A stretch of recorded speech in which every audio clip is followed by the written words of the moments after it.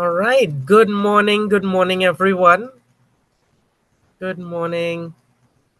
Today it's 10 o'clock and we have 94 persons have joined in so far. So I'm really happy that we have the members who have joined in. And I just wanted to say good morning, everyone. Thank you for joining us for this critically important pre-hurricane season webinar hosted in partnership by the Caribbean Tourism Organization and the Caribbean Hotel and Tourism Association. My name is Narendra Ramgulam. I am the Sustainable Tourism Consultant, and I'll be moderating today's session. As we look ahead to the 2025 Atlantic hurricane season, today's session brings together regional climate experts. We've got tourism leaders, we have disaster preparedness professionals, all in one Zoom session to strengthen our collective resilience across the Caribbean's tourism sector. We'll explore forecasts, prepared protocols, and readiness, and so on. Real-life recovery stories. We'll hear from a couple destinations, and perhaps most importantly, we will share practical tools and insights to help us prepare better and rebound faster. Without further ado, let's begin with our opening remarks from two key regional leaders. So we have, firstly, Ms. Sharon Banfield-Bovell, Director, Resource Mobilization and Development at the Caribbean Tourism Organization. Sharon, over to you. Good morning, everyone, and welcome. It's my pleasure to warmly welcome all of you to this pre-hurricane season webinar hosted in collaboration with our partner, the Caribbean Hotel and Tourism Association.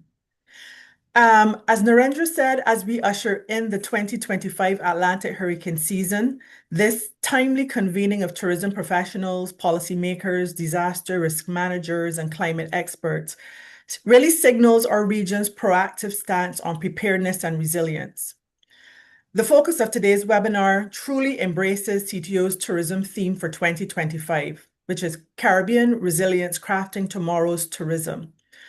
We believe that our theme is both aspirational and action-oriented. It reminds us that resilience is not a one-time effort, but a continuous strategic investment in our people, in our systems, and even in our partnerships. Once again, the CTO and CHTA have united at the start of the season to reinforce disaster preparedness across our vital tourism sector. I extend sincere thanks to CHTA President, Mr. Sanovnik Destang, for co-hosting this critical initiative.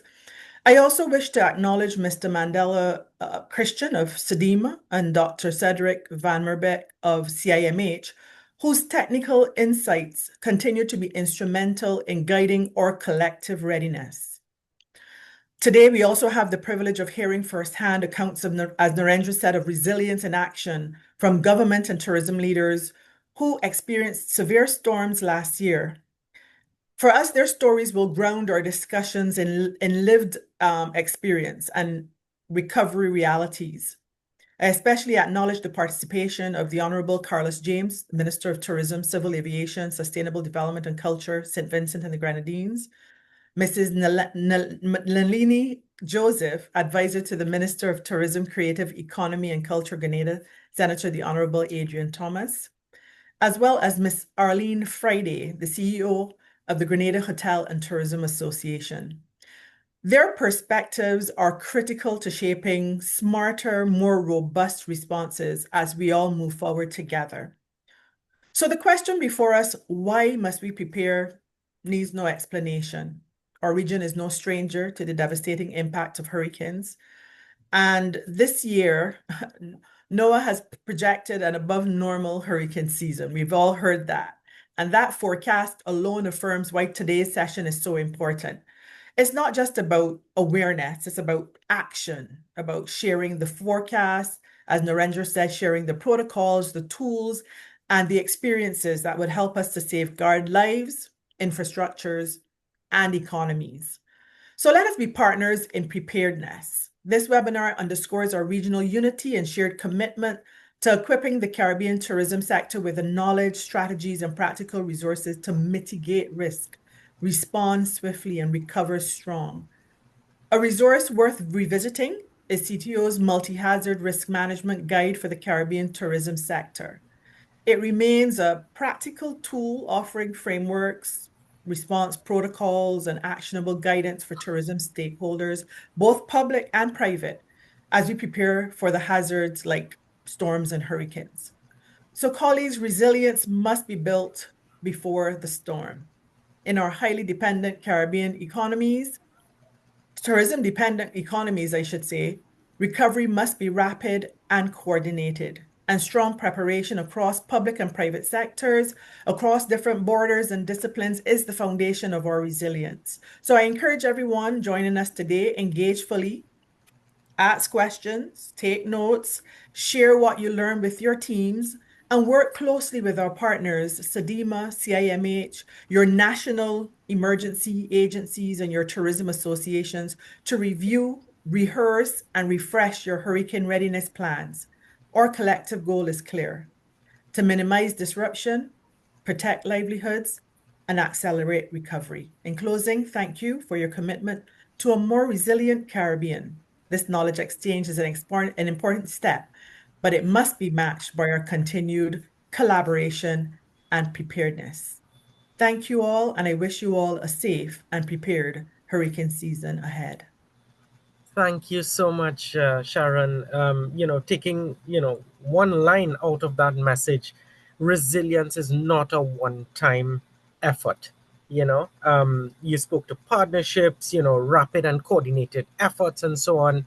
And of course, it just underscores the importance of what we're doing. Moving to our next speaker, I just wanted to introduce as well the next speaker who's going to bring opening remarks. It's Mr. Sanovnik Deshtang, the president of the Caribbean Hotel and Tourism Association. Mr. Deshtang, the floor is yours. Thank you, Narendra. Good morning to everyone, and thank you, Sharon, for your opening remarks. On behalf of the Caribbean Hotel and Tourism Association, it's once again our pleasure to collaborate with the CTO on this extremely important readiness webinar. And I use that word collaborate very deliberately because that spirit of collaboration is one of our region's greatest strengths in preparing for, responding to, and recovering from hurricanes, and indeed, as we have seen, just about any crisis. In fact, it was 25 years ago that CHTA and CTO first came together on this very issue of the support from the OAS. What began as a simple readiness guide grew into a regional movement, sparking local partnerships, in-country training, and education efforts that continue to this day. And it's really great to see 165 participants on this educational seminar. Very, very good engagement. That culture of engagement, drawing on the expertise of tourism stakeholders, emergency management partners like CDEMA and CIMH, and so many others, has helped us to mitigate the impact of countless crises on our people, businesses, and visitors. Today's program reflects that commitment. You'll hear the latest forecasts, practical guidance from regional experts, and valuable insights from Grenada and St. Vincent and the Grenadines, two of the region's most recent stories of resilience in the face of disaster. Caribbean resilience, as you know now, is almost legendary. We were, after all, the world's fastest recovering tourism region after the pandemic. That success wasn't by chance. It was a product of strong public-private partnerships and years of preparation. But we can't be complacent, certainly not now, certainly not with the forecast that we're seeing for this above average active hurricane season. The next challenge is always around the corner. That's why we're here today, to remind, refresh, and recommit ourselves to readiness. Let's continue learning from one another and using the many tools at our disposal from CDEMA, CIMH, CTO-CHTA, and private sector partners like Tropical Shipping, who is once again conducting its in-country readiness workshops this year. On the CHTA and CAST, that's our Caribbean Alliance for Sustainable Tourism, on their website, you'll also find some practical resources, readiness guides, communication templates, cancellation guidelines, insurance tools, and so much more, all there to help you plan, respond, and recover effectively. So on behalf of the CHTA and our sister organization CAST, I want to sincerely thank our partners at CTO, CIMH, and CDEMA for their leadership, and to each of you for taking the time to join us today. Wishing all of us a safe and manageable 2025 hurricane season. I thank you. Thank you so much, Mr. Destang, and taking away from your presentation as well and your remarks. We've become the world's fastest recovery region, and thank you for underscoring the importance of this session that we're having here today. You spoke as well about our greatest strength is our coordinated efforts and so on, so thank you so much for that. And let's move again to our next speaker that we have, and we're going to start looking at tourism sector preparedness. What the protocols, the guidelines, what are those things in place? So to take us through this particular session, we welcome Mr. Mandela Christian, Preparedness and Response Manager at CDEMA, and he will walk us through updated tourism-specific preparedness protocols and response guidelines that can help safeguard lives, infrastructure, and visitor confidence during crisis and these type of events. So, Mr. Mandela, I welcome you. Thank you very much, Narendra, and good morning, everyone. Just want to extend greetings on behalf of CDEMA's Executive Director and say thanks to CTO and CHTA for extending this invitation to CDEMA to brief this forum. I will say one challenge we have when putting the information together is there's so much we can share, but so little time to do so. So I'll do my best to be brief and concise. So I'll be looking at, of course, an overview of the CDEMA system and our next level regional response mechanism. I'll touch briefly on the hurricane season forecast, and then I will move into the guidelines for tourism sector disaster management, some guidelines that we have evolved over the past years. So just briefly, I'm going to move quickly. CDEMA, who we are, we're an intergovernmental agency of CARICOM with responsibility for coordinating comprehensive disaster management in the region. We cover 20 states that spans the Bahamas, Turks and Caicos in the north, Guyana, Suriname in the south, Belize in the west, and a number of the islands in the Les Antilles archipelago. We have objectives that's articulated in the Articles of Agreement established in CDEMA, and it's really basically to provide that support, surge support to any impacted states, drawing on resources from non-impacted states, friendly governments, international regional organizations, and make that support available to the impacted state at no cost to them. So it's all free of charge to the impacted state. Some trends we have seen over the years, especially since 2017, this was a pivotal year in disaster management in the region. So we saw increasing complexity and diversity in types and frequency of hazard impacts. There were more severe weather events, hurricanes, droughts, wildfires, I mean, the pandemic, oil spill, tornadoes, earthquakes, and highlighted a number of hazards that were not really common in the region. So we saw that we had to face and put plans in place to deal with a number of non-frequent hazards. We also have seen the effects of climate change resulting in extraordinary manifestations of these hazards. So we see earlier manifestations of the storms. We have seen storms start as early as May. We have seen the rapid intensification of storms before, where we had this extended period to a warning period.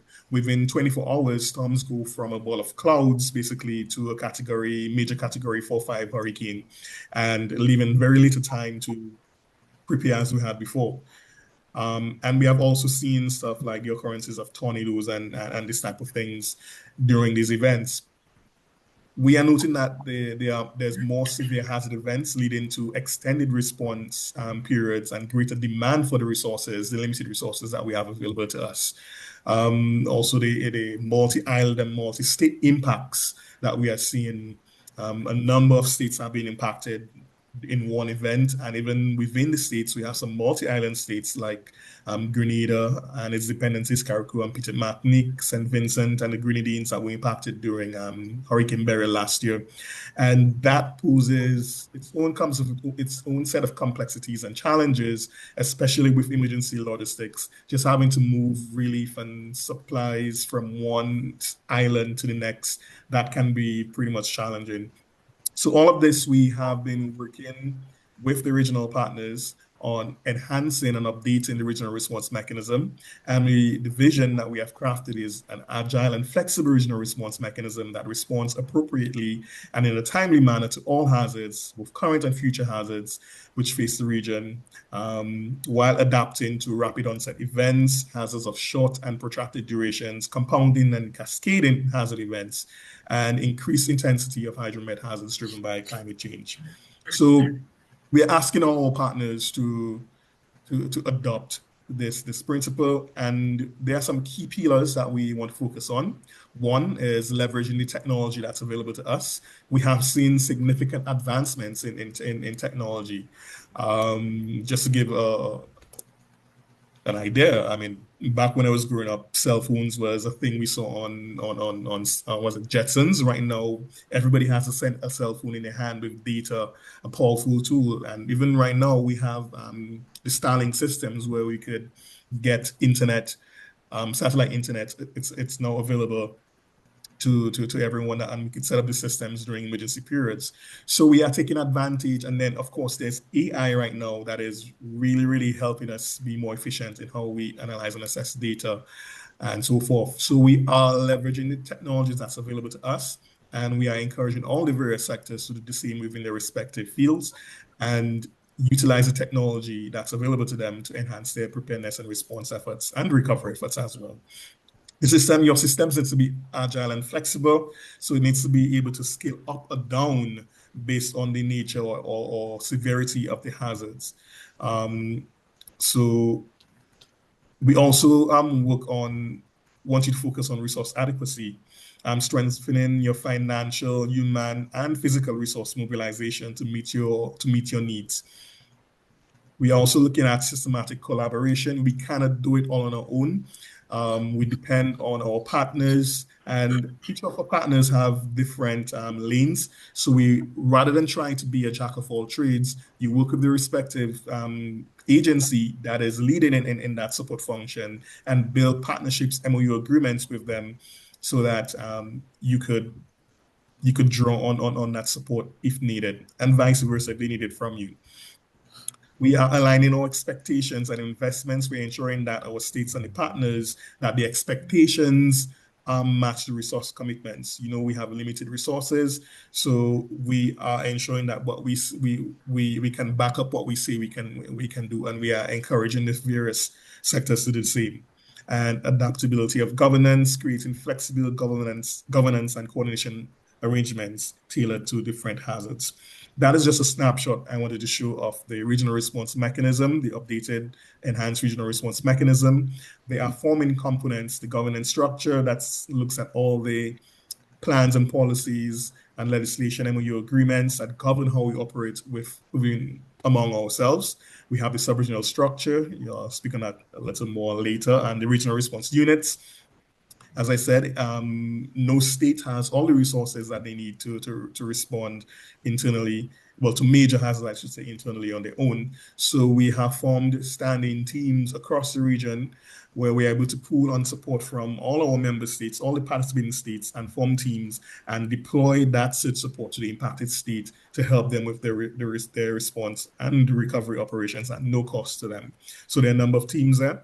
And of course, all of that is coordinated for the Caribbean Development Partners Group, and I'll speak on that shortly. Just to speak on the sub-regional structure, we have subdivided the region into 4 main sub-regions. These are basically geographical groupings that helps with logistics and prepositioning of items. And it really helps us to decentralize our support. So everything is not coordinating out of Barbados, where our headquarters is situated. And we also support the damage assessment and needs analysis continuum. And we encourage our partners to do so as well, because data and information is key. We encourage you within the tourism sector to conduct your pre-impact data assessment, which really is the data that you collect and analyze in blue sky periods like now, before any impact, because you need to know what your baseline is, so that when there is an impact and you do the post-disaster needs assessment, you are able to get a true reflection as to what was the impact of that disaster, because you can compare it to what existed beforehand. We are able to provide support in the various stages. There are 5 stages: the initial situation overview. We are able to deploy helicopters, aircraft. Right now, we are working with satellite imagery. We have access to some of those satellite charters, and even the use of drone technology to support with aerial assessments.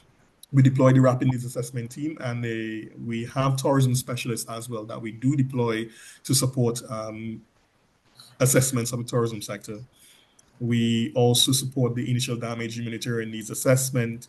That is basically, I like to think of it as a post-disaster census, well, a simplified version of it, to understand what the impact were to persons. And then there's the damage sectoral needs assessment. That's a deeper dive into your respective sector.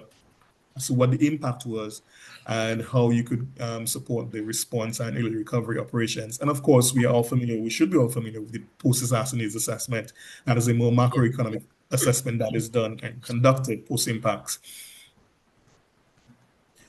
I also want to mention of the coordination of all of this. All of this has to be coordinated, and we do so through the Caribbean Development Disaster Emergency Management. Sorry, so many acronyms.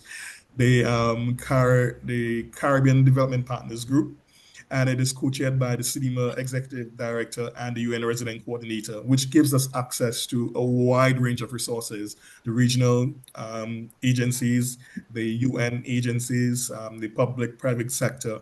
And what we have done to enhance coordination, we have mapped the respective sector or support function leads at the UN level with the regional level, so that the partners, all the entities, all the stakeholders supporting, let's say, health, relief, and logistics, they are working together and planning and coordinating together, ensuring that we optimize the use of the limited resources that's available to us.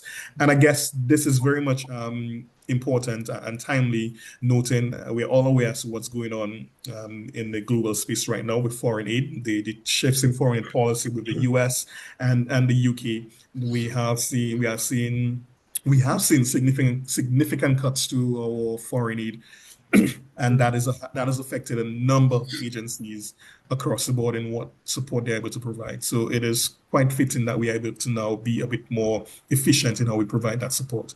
And there are some cross-cutting areas of environmental sustainability, gender, resource mobilization, information management, and communications. Sorry, that was pretty small. I'm not going to speak too much on that, because I know my colleague from CIMH is going to delve a bit more into that. But as you can see on the screen, we have the predictions for this year's hurricane season. So I will allow my colleague from CIMH to go a bit more into that. And I hope I'm good on time, because that's what I really want to get into now. The tourism sector, outside of the preparedness protocols and guidelines. So we're asking all the partners of the tourism sector to conduct risk mapping for all the tourism properties and sites, and to update those maps annually. We see that a number of these assessments are outdated. Either they don't exist, and if they exist, they are severely updated, and the risk themselves have been evolving over time. So we encourage you to do so. When you have identified the risk, we encourage you to focus on multi-hazard preparedness, not just hurricane seasons. I know this is a hurricane forum, well, a preparedness for the hurricane season, but even while we are in hurricane season, in the region, we are very prone to other hazards that can impact at any time, even during a hurricane. And we know that during a hurricane, there are a number of cascading and secondary hazards. The hurricane may trigger flooding, may trigger landslides, and other hazards. So you need to know what your risks are and prepare your business, your properties to withstand those or to respond to it. And we also ask that you encourage your staff to focus on their own personal and family preparedness, because that's your main asset, your staff. And if they are not prepared at the family level, they will not be able to help with the preparedness and response operations of the sector. Establish early warning protocols with clear dissemination pathways to tourists, to staff, and to management. So we encourage you to work with your marketing and public relations team. You have very good, and the tourism sector is very good in that area.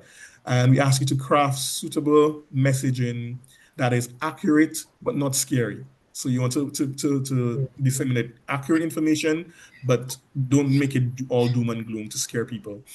We ask that you regularly train your staff on multi-hazard emergency procedures and conduct simulation exercises, so that after you have those plans and those policies in place, the staff are the ones who are going to have to implement it. You need to train them and orient them to those protocols, and do so for training or simulation exercises. And to maintain preposition emergency supplies, so food, water, first aid, communication equipment, sufficient for several days of business disruption. When it comes to responding within the tourism sector, one key thing is the damage assessments, because you need to know what the impact was. So you could tailor your response and allocate your resources to adequate resources to your response operations. So you need to conduct rapid impact assessments within 24 to 48 hours post-event using your pre-trained staff and standardized tools. So that's again where the training comes in.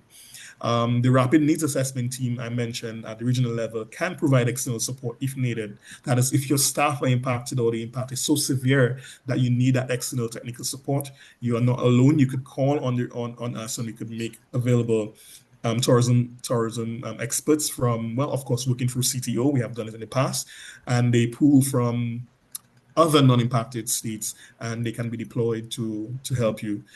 You need to report the findings to your national tourism and emergency management authority so that they could coordinate the response.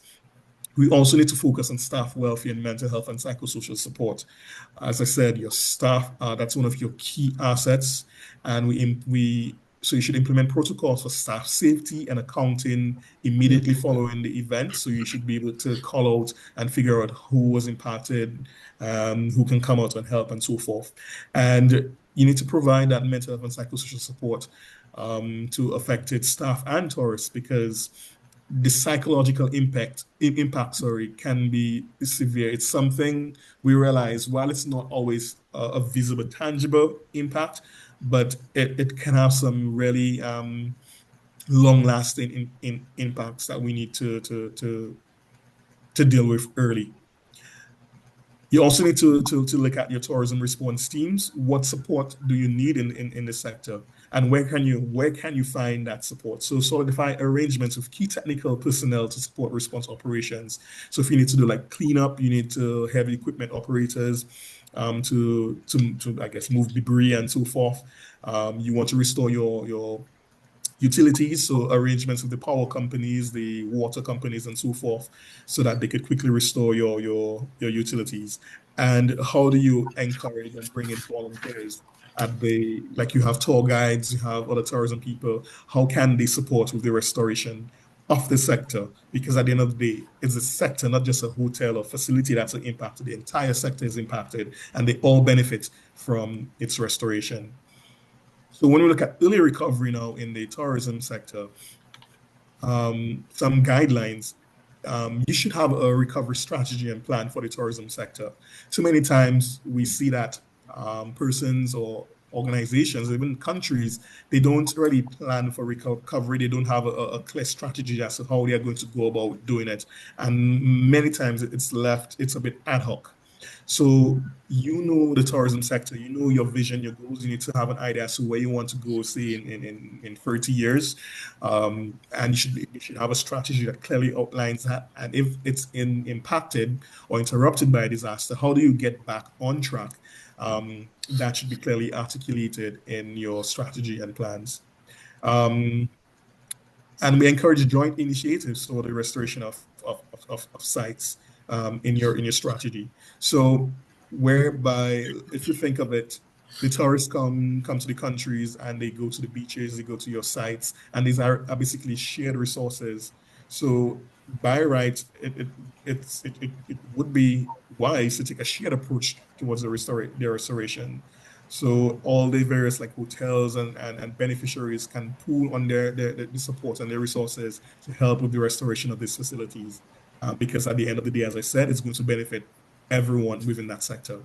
So you prioritize the restoration of infrastructure, water, power, communication, encourage tourism operators and community-based recovery planning, to ensure alignment with local recovery needs, develop public communication strategies to manage tourism expectations and sustain confidence in the destination. So you want to ensure that you're communicating with the public out there so that they don't think it's all doom and gloom and they put an X on the country. So you have to be careful in how you report what is going on in the country. Yes, we want to be accurate accurately report what is going on, but at the same time, you don't want to paint a gloom picture that people become afraid to come back to the country, or tourists, I should say, and coordinate with marketing and promotion agencies to time reopening campaigns responsibly. And finally, I want to touch on resourcing, because all what I mentioned, you need resources to do so.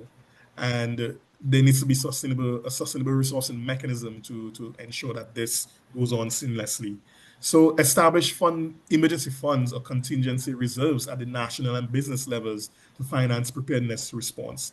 So I know you have like the regional tourism organization, CTO, the CHTA. You also have national ones, national hotel tourism associations and so forth. So there should be some funds, or it's recommended that there is some funds that is collected from all the key stakeholders to support the restoration of say, the facilities and the sites, because again, it is a shared resource. Promote insurance coverage of your properties, your business, business continuity plans, interruption insurance. The insurance agencies now have various insurance packages that can be tailored to your needs. So you have discussion with them and ensure that you are adequately covered. We encourage public-private partnerships to co-fund resilient building initiatives. So they are like safer buildings. If you have been impacted by a major hazard event and you have to rebuild, ensure that you are building back better, not just nailing back, just putting things back up as they were before. Build back better so that if there is a repeat incident, you are more resilient. And of course, continued staff training, integrate tourism preparedness investments into national disaster risk reduction strategies, and attract donor funding where applicable. So again, if you have that comprehensive framework or strategic plan, and your donors, and because there are donors in the world out there, and if they see that you have a clear vision as to where you are going, it is very likely that you could use that to mobilize resources and get the support that you need to advance, build resilience in the tourism sector and enhance your tourism product, and to support national and regional cooperation mechanisms. So again, like your national tourism authorities, organizations, associations, and even your regional organizations. I just put CTO there as an example. So continue to support them to share resources and best practices across tourism destinations.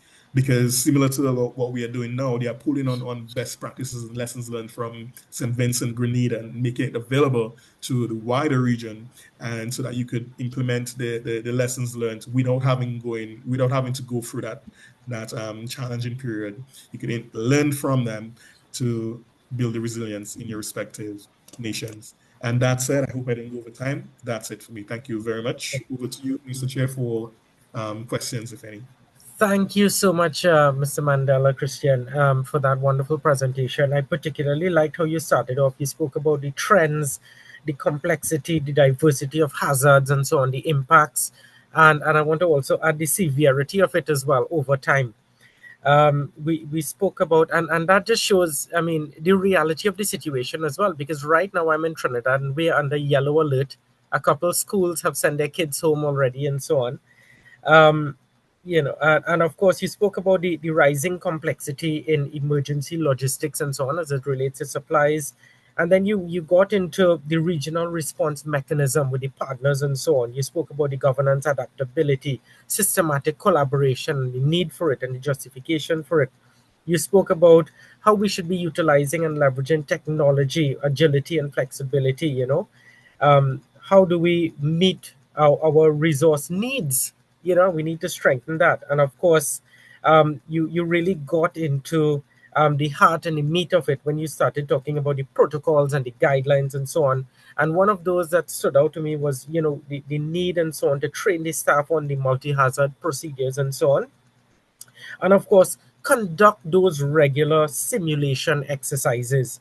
And also in terms of that as well, I would also think as well some succession planning exercises as well too, because sometimes you may train a staff and that staff goes somewhere else, and then you have a new staff here, so you continue to train and so on, so it becomes like muscle memory. And of course, you left us with a very critical and important point where you spoke about sustainable resourcing and that need to do such, in terms of our region. So thank you so much for that, Mr. Mandela, for that wonderful presentation. And I just wanted to let the audience know as well that please send in your questions and so on, any sort of questions and so on you may have. There's a little dialog box. So you just click at the bottom of your screen. You will see there's an icon called More, and there are 3 little dots. So you click on that, and it should be able to give you a drop down where there's a Q&A box, and you can post all your questions and so on, which will be answered later down. So please, we have the specialists here. Make use of them, right? Ask your questions and so on, and feel free to learn and chime in, right? Because this session is actually for you. Okay. So moving along now, we need to understand what's ahead and why it's so important, right? And understanding what's ahead is important because we need as well, so that it provides us with the latest climate science, and we need to understand, what's happening in the forecast for the upcoming season. And in order to do that, we now turn to Dr. Cedric VanMeerbeeck, climatologist at the Caribbean Institute for Meteorology and Hydrology. Mr. Cedric, Dr. Cedric, the floor is yours.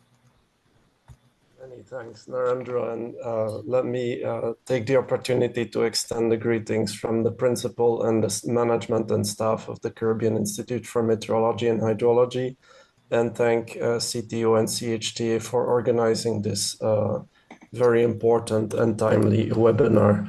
Thank you for allowing us to participate and to bring some words on what we expect for the coming season.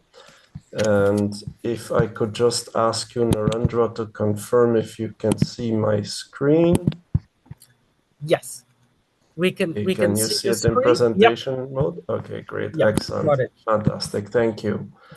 All right, so without further ado, you have heard already from the CTO and CHTA leadership. We've heard already from Mandela. We are expecting a potentially intense, but an erratic season ahead. Erratic is not really a word that is often used in climate. It's not really a word that's often used when you think about things that are predictable, because erratic, if you think about it, typically you would think, oh, it's unpredictable. But erratic here does not mean unpredictable. It means it will vary in strength, it will vary in intensity, it will vary in explosiveness, unfortunately, also along the season. So what do we mean? Let's take you through the Atlantic hurricane season outlook for this year. So Mandela already gave us a sneak preview of a few agencies as they forecast the Atlantic hurricane season activity levels. Now there's lots of numbers here and there's lots of parentheses, there's lots of agencies, etc. So let me try to break it down in simple terms. First of all, we want to understand, okay, what historically has been the norm for our hurricane season. And to do that, you can look in the left column on the screen. So if you were to look at the period 1991 to 2020, which in the meteorological world we utilize as our standard for the historical averages, you can see the number of named storms per year is about 14 on average, of which 7 form into hurricanes, and 3 of them even grow further into major hurricanes. Major hurricanes, to remind you, is category 3, 4, or 5. So those are the hurricanes with the strongest winds and typically also stronger levels or larger levels of impacts. The last one is maybe a little bit less well known, and it's basically, we call it the ACE index, the accumulated cyclone energy, but just look at it as the overall power output of all the storms combined over the entire season. So the larger the number, the more power is generated by the storms. And with power, you can think of destructiveness, you can think of erosion and all those kinds of things. So again, the point is not to scare anybody. The point is to get a kind of an overall look on the hurricane season using different metrics. So then let's guide you through 5 of the agencies of the important agencies. Many agencies actually forecast the hurricane season activity, but these are just 5 that have been working well for the Caribbean in the recent past. And so one of them is to some of you well known as the Bill Gray forecast or the Colorado State University forecast, which is the longest continuously available set of seasonal forecasts for the hurricane season, led out of Colorado State University. You can see that they forecast 17 storms with a range of possibilities somewhere between 14 to 20. This range is what we call a 70% confidence range. That means there's 70% chance that the actual observed number of storms would end up somewhere in that range of 14 to 20. Of those 17, 9 would grow into hurricanes, 4 into major hurricanes. And then if you look at the total power output of the entire hurricane season, the long-term average is about 123, and CSU predicts a slightly higher number as their best estimate. But you can see there are wide ranges in the total power output. And so we are typically more interested in the number of storms than in the total power output. But there is a reason why we mentioned the latter two, and we'll go through that a little bit further down. If you look at other agencies, well, you can see that the numbers are somewhere within that same vicinity of about 13, 14 to about 20 storms. CIMH does have a forecast that has a wider range, and that is for a few reasons that I will mention later on in this presentation as well. But just note that all of these suggest at least the usual kind of strength of a hurricane season, unfortunately. But there's a if, and that if will be made clear a little bit later too. Okay, so let's see how that works out. Let's unpack a little bit what these numbers mean, what they are based on, how that will impact us. So I did mention that there were many agencies that are well known for their hurricane season predictions. Here you can see those that have published their predictions as late as 28th of May of this year. And you can see on this graph, on the y-axis, the vertical axis, you can see the number of hurricanes that are expected for the season. And the average across all the agencies is about 8. So that translates to a number that is quite close to the averages that the different agencies on the previous slide had shown. Then if we say that this year will be active, what do we mean? Well, let's compare active with what we've observed in 3 of the hyperactive years we've had recently, which is last year, 2020 and 2017. 2017, if you remember, that's the year of Hurricane Maria, the Hurricane Irma, and a lot of storms that impacted the Caribbean. But especially Maria and Irma were catastrophic to many of our countries. So if we look at the number of named storms and compare that to those 3 years, you can see 17 were predicted by the Colorado State University, and that compares pretty well with 2024 and 2017. But more importantly, what is the total output of power of the hurricane season as a total? So that's the last row, the lowest row, that shows you 155 in context of what has been observed in those previous years. 2020 may have had 30 named storms, but the total power output was not that far higher than what is expected for this year. Conversely, in 2017, there was the same number of storms, but the total power output was much higher. And that is primarily because of Hurricane Irma and Maria, along with a few other major hurricanes. If we look at the number of major hurricanes that are forecasted, that number is slightly lower than in those 3 past years. And if you combine all of the information together, that's why we call it an active season and maybe not a hyperactive season.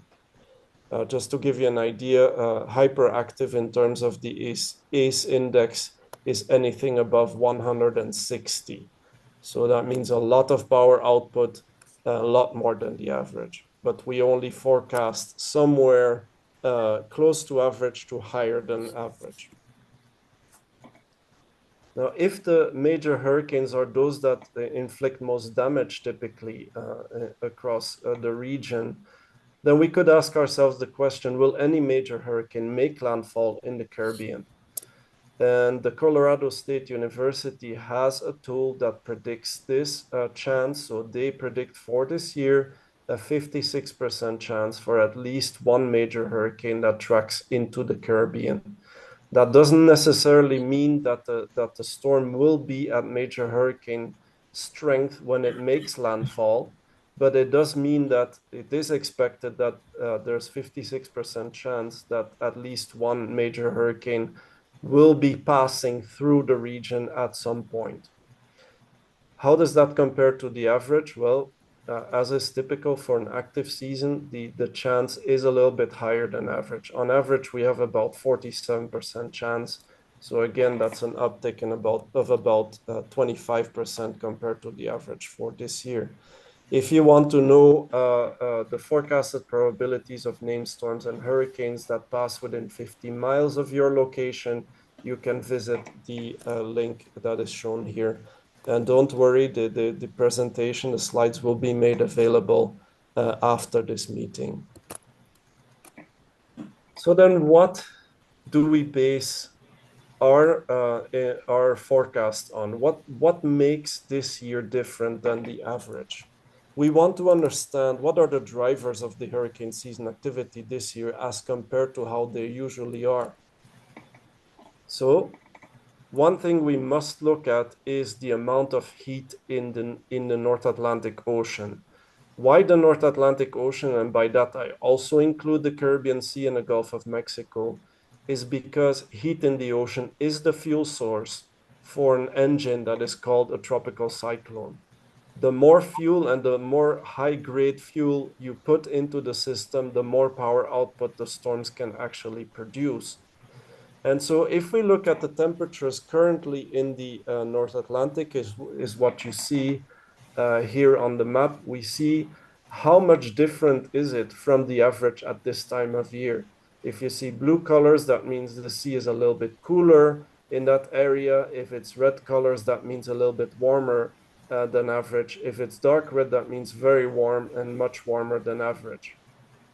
And what you can see here is unusually warm waters around and to the north of the Caribbean islands. But in the main development region for hurricanes, that's where about 70% of the major hurricanes get formed. you can see the blue colors for now. So that means, at least for now, we don't expect a major hurricane to form and track through the Eastern Caribbean as early as Beryl has done last year.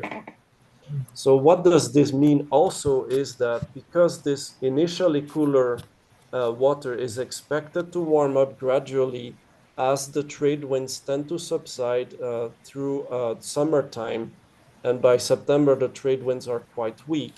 When the winds are weaker, the colder water that is churned up from below the surface will cease to cool the surface of the ocean. And that means when it ceases to cool the surface, the sunshine can really quickly warm up that ocean temperature.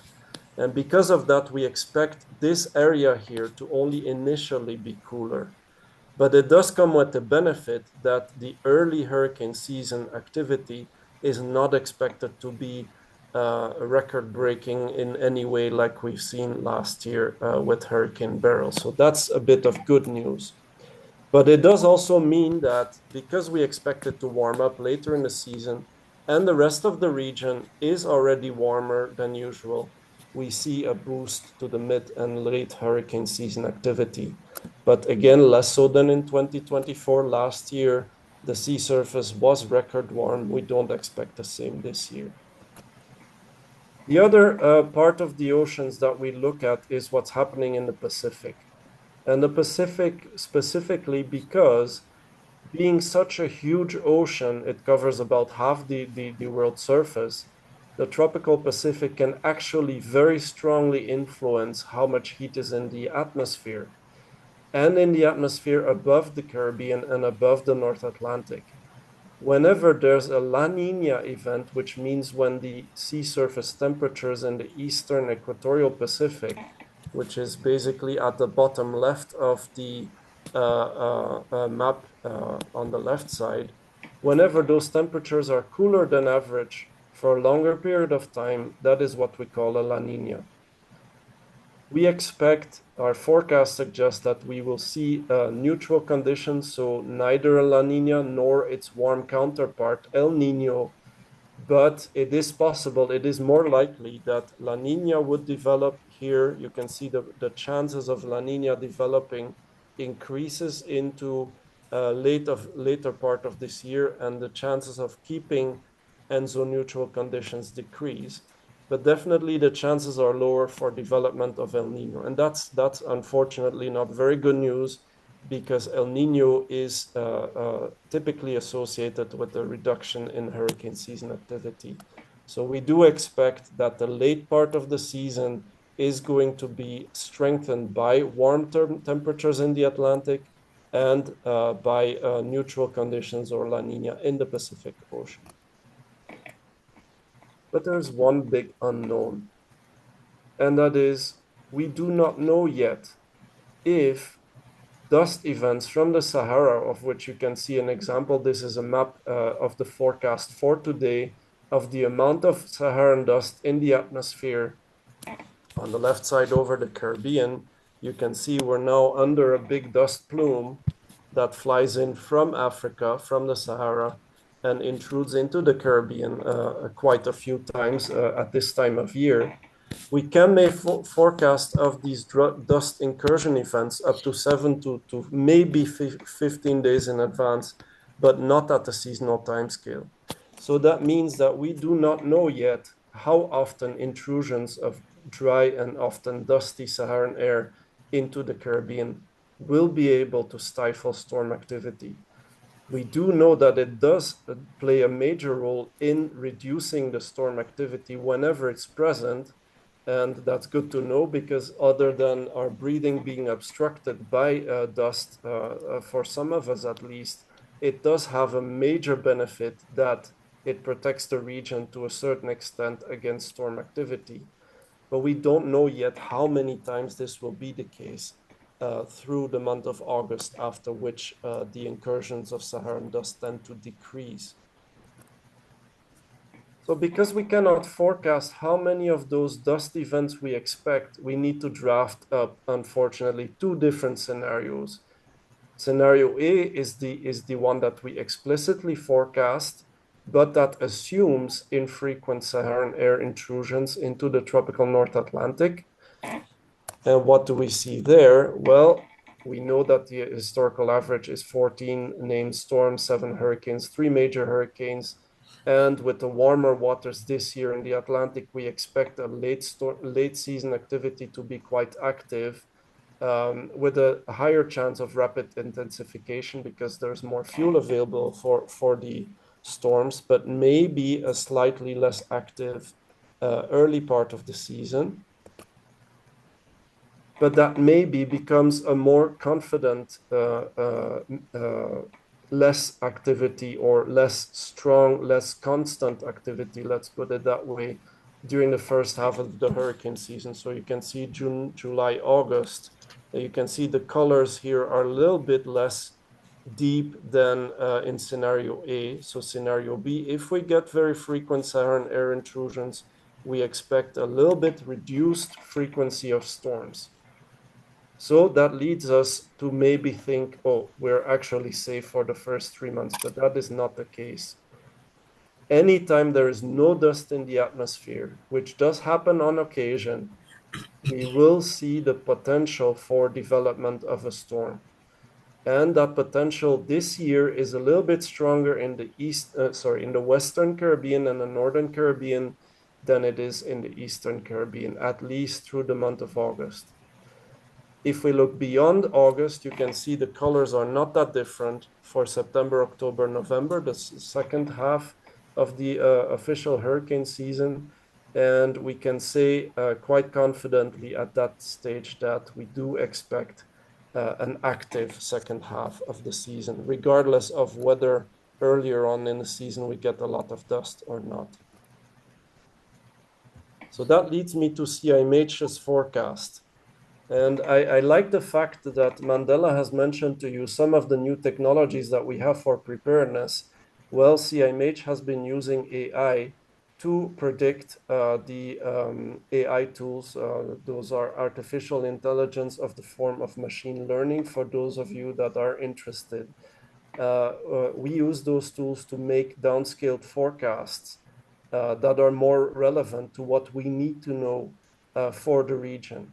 Now, one of the things we can answer using these tools is how will the activity level be overall over the year, but also how will it be if you focus only on the first half, only on the second half, or only on the peak of the hurricane season? The peak is typically from mid-August to mid-October. So let's call the peak from August to October. I've color-coded here the forecast of the named storms. So those are tropical storms, hurricanes, and major hurricanes for the 3 periods. So the first half, or June to August, the peak, and the second half, September to November. If it's colored white, that means we have medium confidence in the forecast. If it's colored yellow, that means we have high confidence in the forecast. Why is that amount of confidence differing between the early part and the late part of the season? As you might have guessed, because late in the season, we are not seeing that many dust episodes, and therefore the forecasts are more confident when we don't need to factor in the dust as much as in the early season when we cannot predict how many dust events we will have. So we will see a likely uptick in activity, particularly in the second half of the season. That doesn't mean we should let our guard down for the first half of the season. You still see a number of storms predicted for the first half, but the second half is expected to be generating more storms and, importantly, also more power output of the storms. So typically we get most of our major hurricanes around late August to mid-October or so. And that means that they're concentrated in the peak and the second half of the season. And that is no different this year. Last year, of course, it was different with Beryl punctuating the early season in an extraordinarily difficult way. We also forecast how the different parts of the season will fare in terms of the activity levels to be above normal, normal, or below. And you can clearly see we are more confident that it will be above normal for the second half of the season then we are confident for the first half. So we know pretty well that we expect intense second half of the season. So that's the main portion of the information I wanted to convey, but there's a few more things that we need to bear in mind. First of all, the hurricane belt, as depicted by the tracks of storms on this big map here in the Atlantic, that hurricane belt is larger than most of us think. It does include anywhere from Trinidad and Tobago through to Bermuda, and from Barbados all the way to Belize in the Caribbean. Let's not keep our guard down. Let's have our guards up and make sure that we monitor the information, that we keep consulting the information that is being provided by our national disaster offices, our national Met services, and other resources like CDEMA and the National Hurricane Center and CIMH. The second thing I want you to know is it is a little bit harder to forecast the activity levels in the Caribbean than in other ocean basins because we have more variability from year to year. And that strengthens the point again that we need to stay on guard and keep ourselves updated every day if possible, if not every few days at the very least in the first half of the season, and definitely every day or multiple times a day during the peak of the season. Also bear in mind that there is some change that we've noted in the hurricane season activity levels, where the number of storms and the number of major hurricanes has risen from earlier periods. So even if you look at an average from 1981 to 2010, is overlapping largely with 1991 to 2020, all of those numbers have actually increased. Yes, you can see 3 major hurricanes in both seasons, but the 3 here is really 2.8 and the 3 here is really 3.2. So we do see that our hurricane season activity is in an active phase on a very long time scale. And then finally, a couple of words as to how does this year compare with last year. So last year we had record warm temperatures in the Atlantic, and we had an El Nino event early on in the year that made place for La Nina conditions later in the season.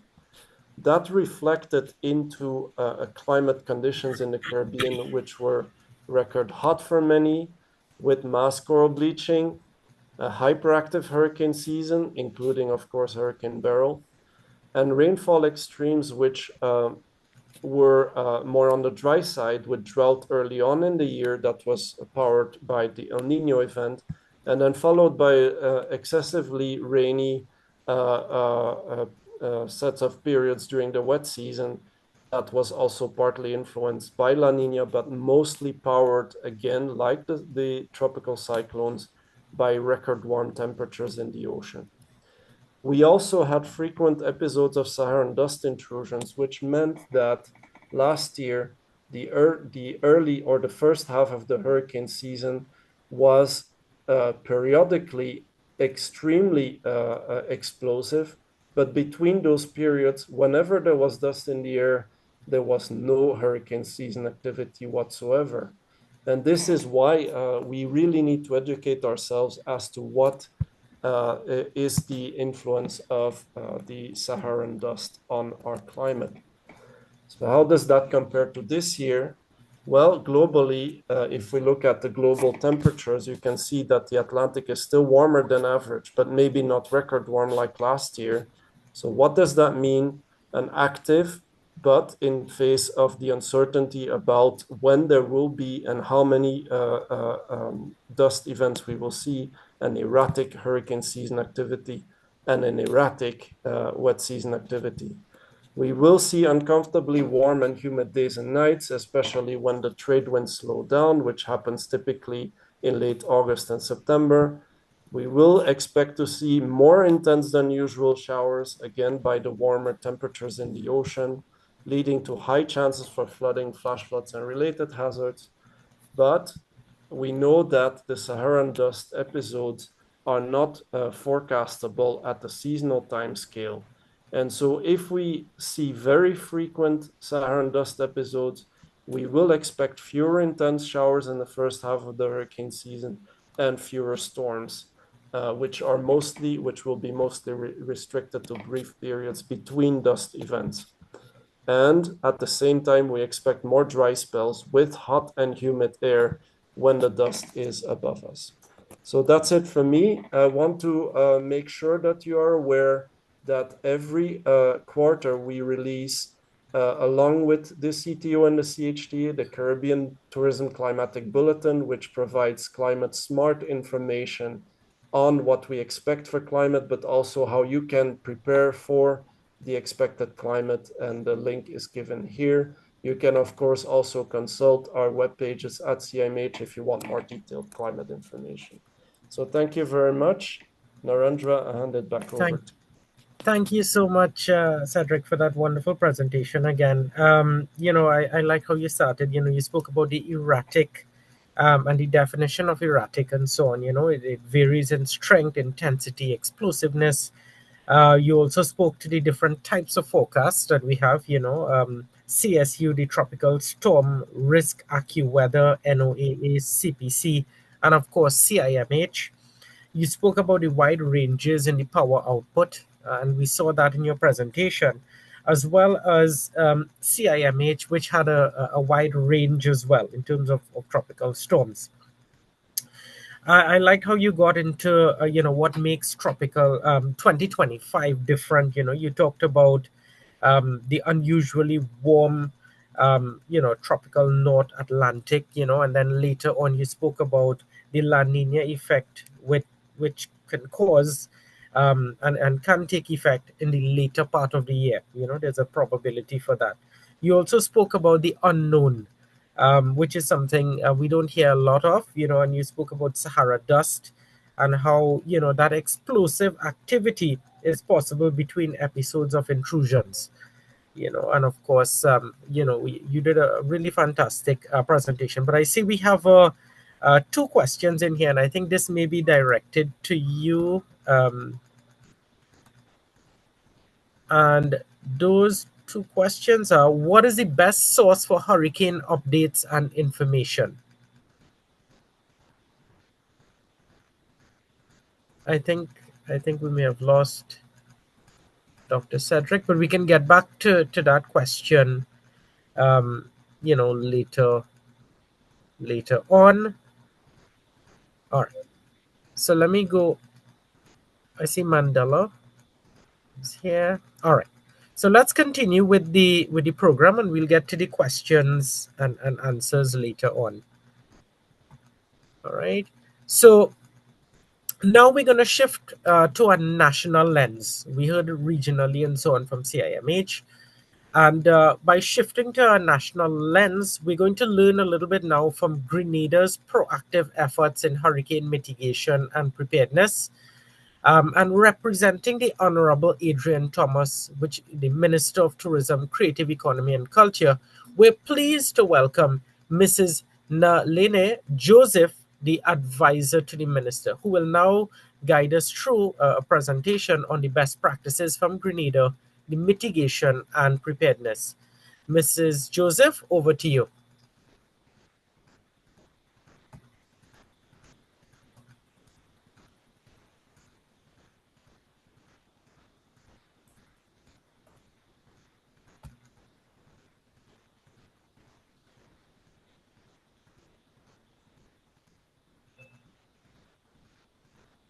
Hi, Mrs. Joseph, are you there?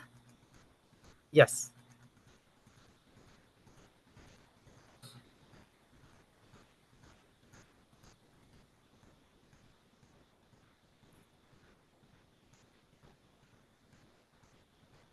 All right, the presentation is loading.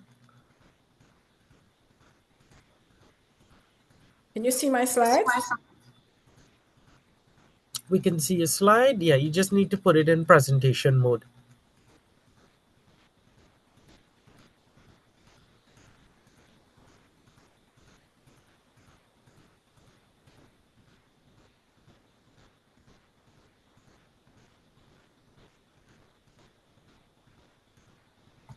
Good morning to the CTO fraternity, ministers of government who are present, invitees online. I am happy to be standing in for Senator the Honorable Adrian Thomas, Minister for Tourism, who was all set to make this presentation at 8 p.m. up to 8 p.m. last night. And then he was called to a meeting. So he said to me, the presentation must go on because the commitment has been given. So here I am today. The objectives that I'm going to deal with based on the information sent from the CTO was to provide an update on the state of Grenada post-Beryl.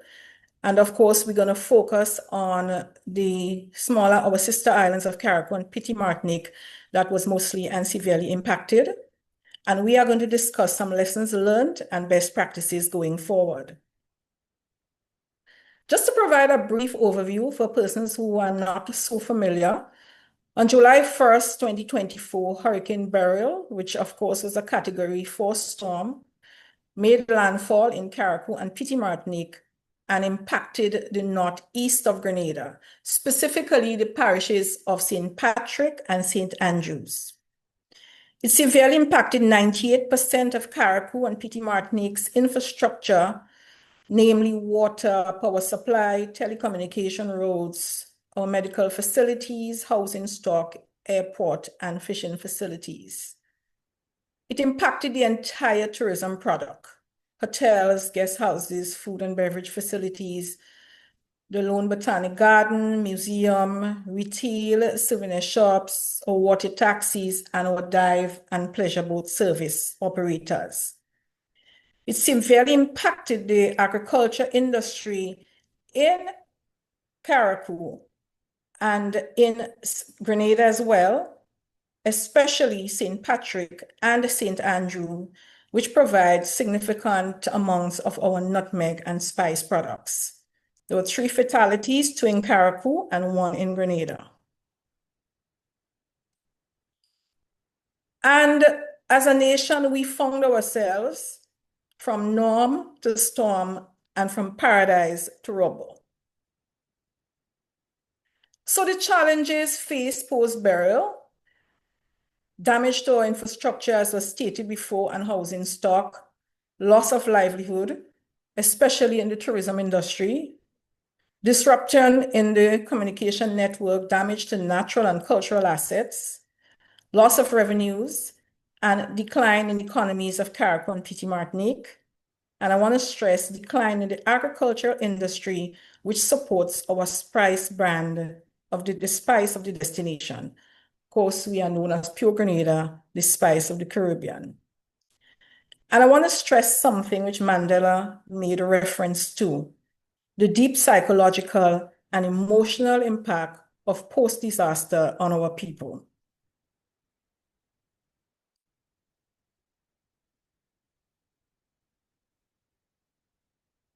Of course, we are resilient people, so we found ourselves, especially Carriacou, homeless but not helpless. What was our government response and top priorities? There were 4 major ones. 1, a people-first policy. Government sought to address the social issues and psychological issues and basic needs of our people by taking care of the host population. Grenada view our host population as one of the most important and significant products in the tourism industry. Sometimes we tend to view the natural assets and the man-made assets, but for Grenada, our people are important in the delivery of customer service, in the delivery of our immersive experiences, our storytelling, and for us, this is key. Next focus was on the environmental care and cleanup campaign. Thirdly, infrastructural support and restoration of essential services, namely roads, water, electricity, communication, and so on. And of course, support for the major economic pillars and linkages. Of course, we have tourism, agriculture, fishing, and culture.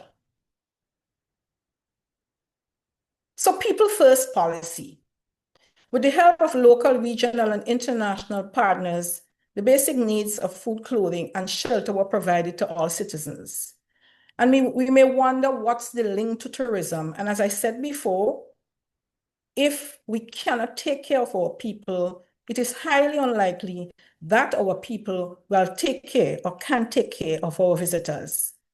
So the government waived taxes and duties on shipment of personal effects coming from our diaspora and persons abroad from July to December. They provided building materials and financial assistance to rebuild homes under what is themed the Build Back Better Homes program, also referenced by Mandela. Over 90 homes are distributed to citizens through various social programs. And of course, this is a continuous program.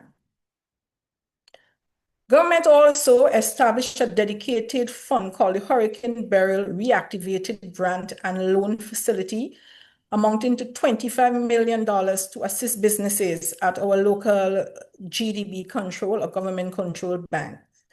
Today, over 700 persons have benefited from this program, and it continues.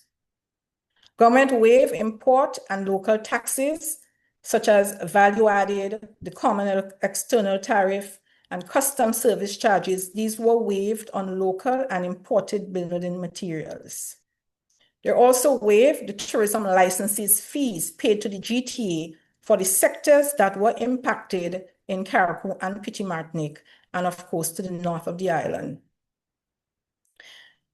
I want to point to some of the images that you see here as we endeavor not just to build back, but to make sure that the infrastructure and support system is better and more resilient should in case we face another storm or hurricane. Priority number 2, our environment is a key aspect of our tourism product. And so the island of Carriacou instituted what we call Project Pristine.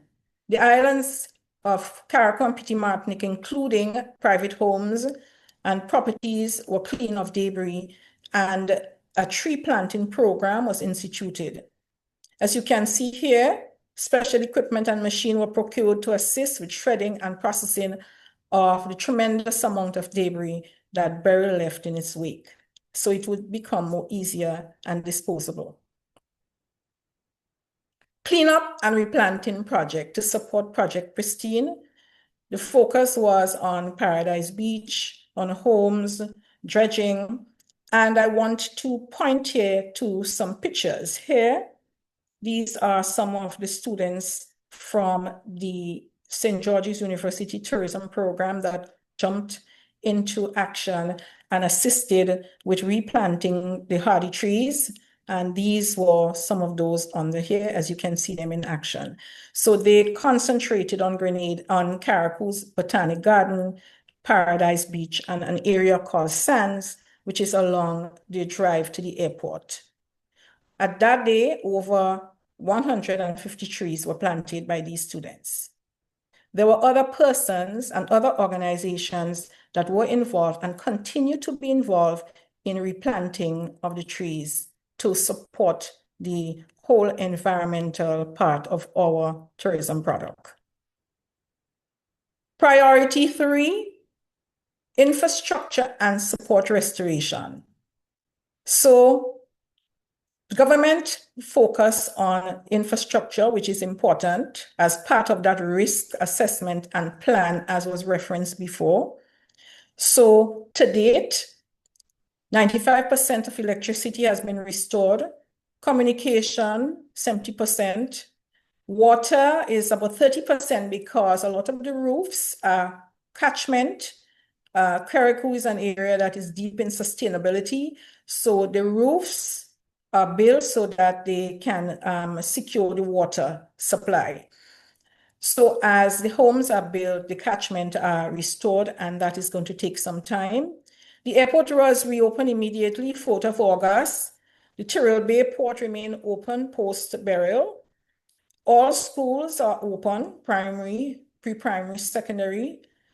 The hospitals and clinics are open. Roads and 16 sustaining walls were built to support what was damaged. Solar lights also have been instituted throughout the state of Grenada, Carriacou, and Petite Martinique. As you can see, some of them here are in the villages of Carriacou. The tourism product, again, to continue, 56% or 148 of our room stock are available out of a total of 263. 71% of our restaurants are open, 100% taxi and tour operators, 33% of our dive operators, 1 out of 3. 83% of water taxi are available, and we can see why, because support was also given to these providers. 100% of the water sports is open, and I'm proud to say to you today that a new tourism product was opened in Carriacou in October 2024, immediately post-Beryl. And that speaks to our second underwater sculpture park called A World Adrift. So that is Carriacou's first, comprises 30 boats and sculptures. It celebrates Carriacou brand as the gateway to the Grenadines and as a nation that is strong in the marine environment. And it, of course, it supports the island's pristine marine and boat building heritage. It's a celebration of our people of Carriacou and Petite Martinique.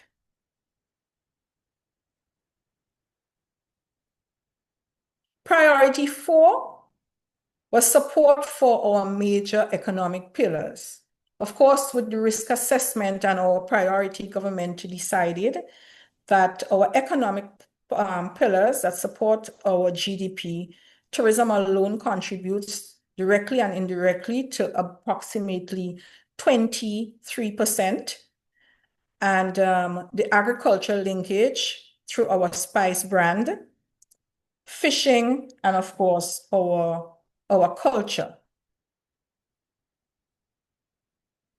To support the Pure Grenada brand and the tourism and agriculture linkage, and to also support our food security, the government provided financial, material, and technical support to farmers.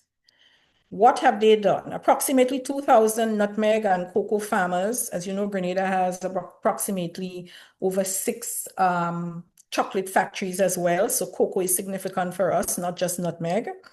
They received over $14 million in monetary support post-Beryl, and that is not only technical support, but financial support.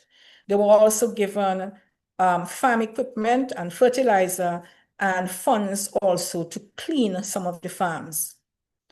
Government was smart enough to buy into the COP EFF insurance for farmers by contributing $1 million, and that coverage assisted Grenada significantly to ensure that post-Beryl, the farmers were provided with support. So 90% of registered farmers in Grenada and 60% in Carriacou with less than 5 acres of land receive $4,500. 95% of the registered farmers with 5+ acres of land receive $9,000. And why am I going into this? It is because of Grenada's significant linkage with agriculture and tourism. Hence, our Pure Grenada, the Spice of the Caribbean brand.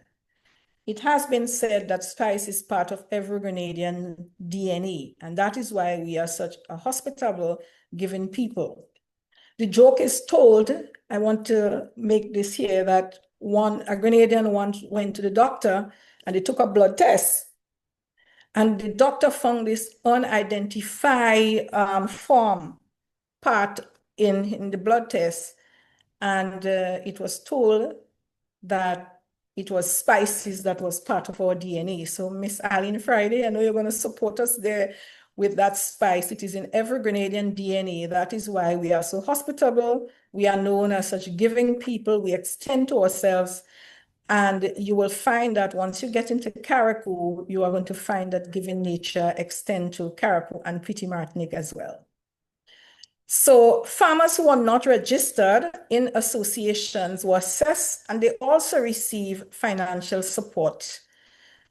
30 nursery plant owners received $4,500 support, and a total of $5.5 million were allocated for livestock. Carriacou is big in livestock, and our CMOS farmers and fisher folks. Many farmers in Carriacou also receive water tanks to support their water catchment initiatives and their agriculture plots. This image here, I just want to point out, that is our Minister of Tourism currently. He's assisting in the spices. These are nutmeg here. He's also assisting farmers and schools and so in that spice replanting program. In relation to the fishing and tourism linkage, which is also significant for our people in Carriacou and Petite Martinique, they also receive assistance, and this is some figures here, quantitative figures here, and there are some that are to receive, they are still being assessed, and they're also going to receive income support because the program is ongoing. Culture, this is big as well. Our Minister of Tourism is also the Minister of Culture. So Grenada Spice Mass was held in August 2024. Carriacou and Petite Martinique Carnival was held in February, despite the recovery. The Carriacou Maroon and String Band Festival was also held in April, and the government were the major sponsors of all those festivals to ensure that the social part of our people, that they got an opportunity to relax and enjoy themselves. Yeah. I know we have some limited time, so I'm just going to look at the lessons learned.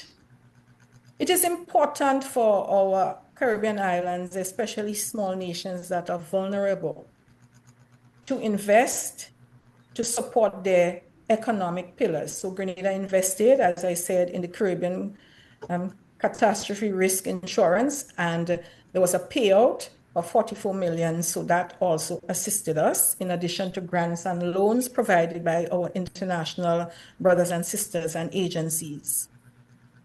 It is important to plan ahead, as was stated, so I'm just going to re-emphasize it, but I know it was stated before. Be proactive in disaster preparedness. It is essential for our recovery and resilience as a Caribbean area. It is important to diversify your tourism economy. And what I mean by that, because Carriacou and Petite Martinique was impacted, and the north of the island, St. Patrick and St. Andrew, other aspects were open for business. So we're talking about the tourism belt, the St. George's area, and the other parishes were not as impacted. So it is important for destinations to diversify their tourism product in various areas, especially community tourism and the rural areas, so that should in case we have a disaster, there is still something for our visitors to enjoy. Strengthen crisis management, as we say, ensure cross-sector collaboration during emergencies. Everybody's important, our security system, our hospitals, our private sector, etc. Communicate proactively. Develop and implement a communication and coordination plan before, so that our people can receive the information during and post disasters, so that we can know where we are, we can assess our risk and put our priorities in place. Most importantly, and as stressed before by our previous speakers, put people first.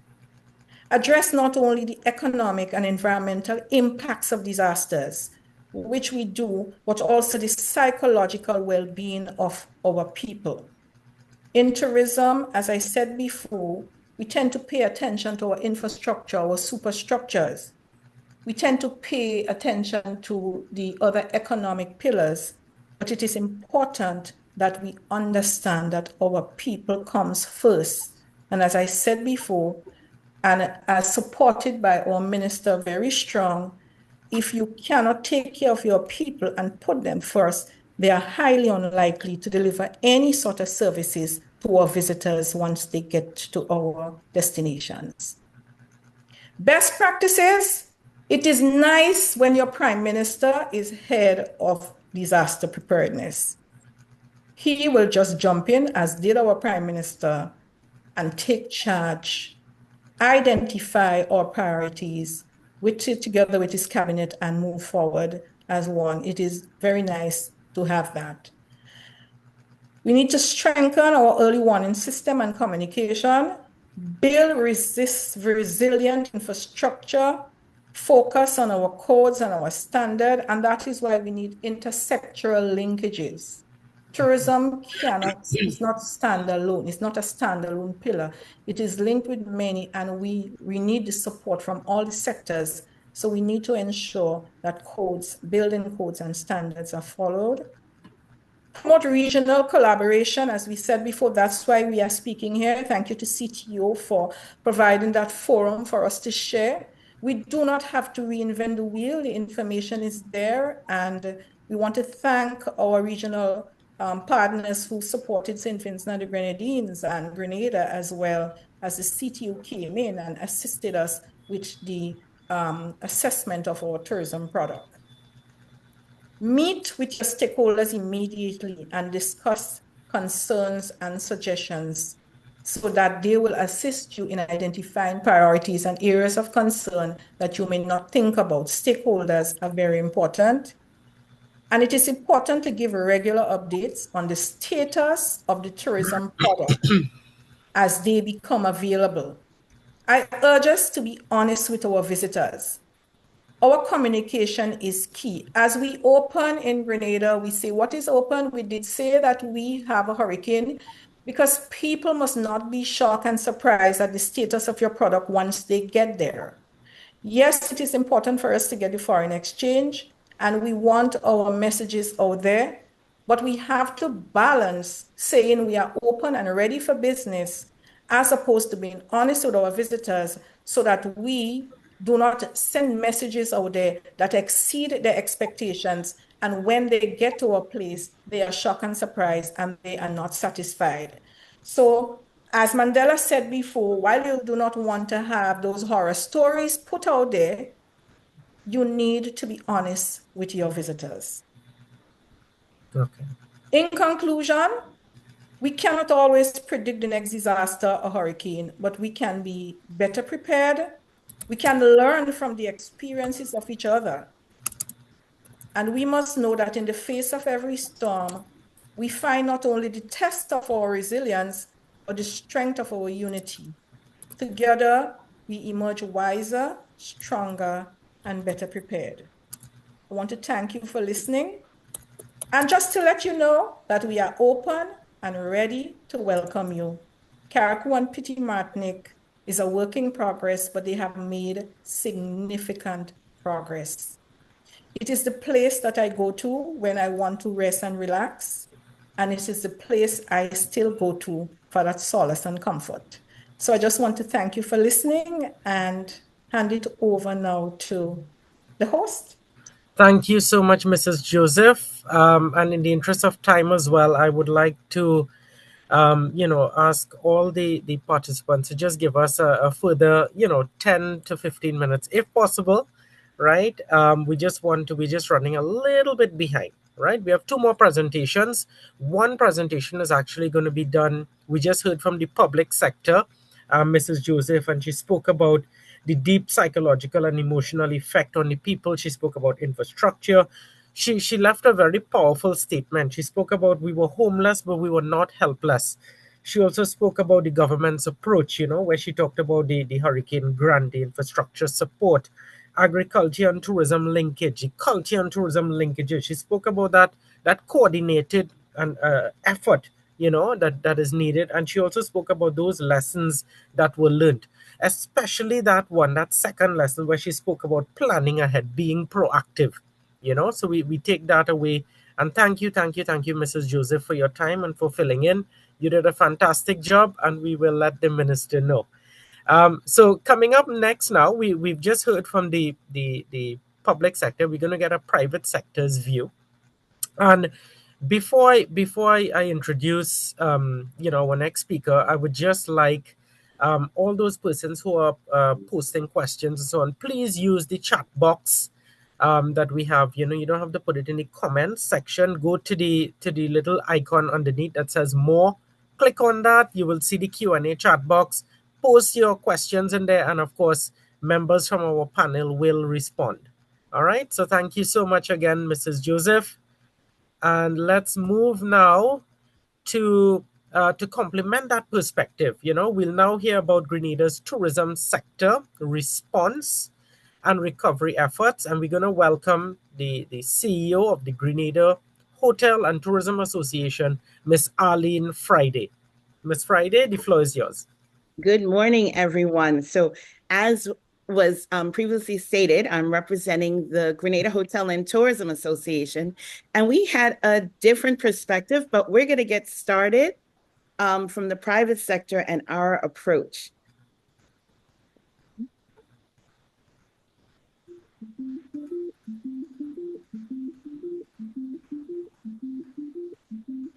See this level of destruction. It is almost Armageddon-like, almost total damage or destruction of all buildings, complete devastation and destruction of agriculture, complete and total destruction of the natural environment. There is almost complete destruction of the electrical grid system in Carriacou. The entire communication system is completely destroyed.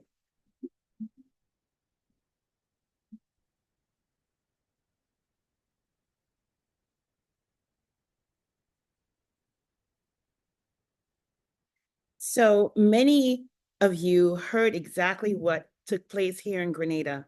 A Category 4 hit us in the most unexpected ways, right after we had experienced a drought. And soon as the season started, we were hit with this Category 4. And GHTA was thrown into the mix of this. And, we currently sit on the board of the National Emergency Advisory Committee. So our role became, we were disseminating information in real time. So as we were watching the storm approaching, we were giving information round the clock, 24/7, throughout the night to the day of and throughout the entire process. So we became crisis managers. In the realest sense of the word, we were disseminating not only to our members, but also to the region. We set up an emergency call with the Caribbean Hotel and Tourism Association just to explain all that had been going on here in Grenada in real time. We were doing wellness checks as we could. So if you could remember there, we did not have much communication. Communication was at a minimal. Ferry service was non-existent in our sister islands, even though Carriacou, Petit Martinique, and the north of Grenada were most severely affected, as Ms. Joseph just previously shared. And so it was really vital that we were front and center and that we remained in the know of what was going on in real time. So our role, it took on, we had to look at lessons learned from previous crises that we had encountered. So a lot of the tools that we learned, let's say from the pandemic and from previous situations here in Grenada, we had to look at what were our challenges? Our current challenges were the lack of communication, the lack of access to communities that were most affected.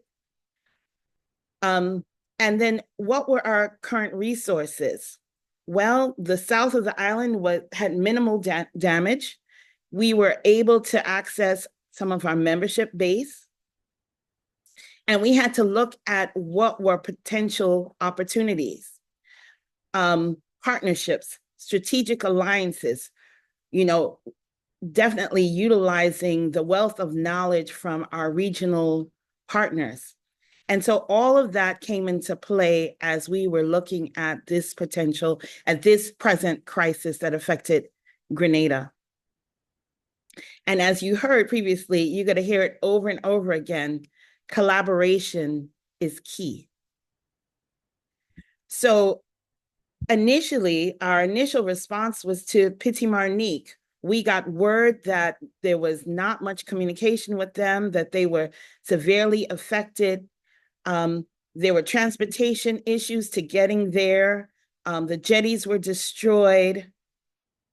And what could we do? So initially, we activated our Tourism Enhancement Fund.